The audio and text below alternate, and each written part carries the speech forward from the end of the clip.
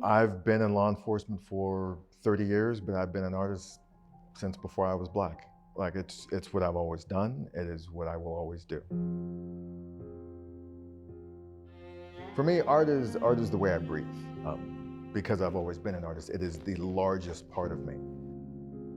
It is the art that allows me to speak in different ways to different people. That's one of the beauties of art, is that you get a chance to engage with people that you never even talk to.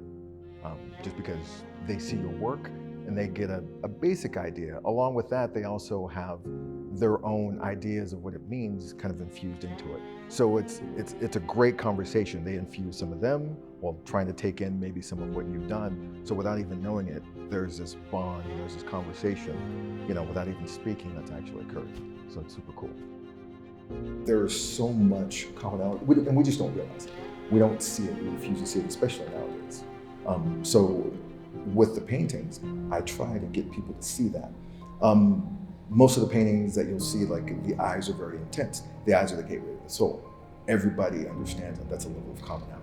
And when you engage somebody in the eyes, whether it's an animal or a person, you get something from that. There's that level of commonality. And that's what I try to do. I try to make you engage. And in the process of engagement, you see a bit of yourself. And then hopefully you see then a bit of that other thing. That reflection almost kind of helps you see deeper into that other thing.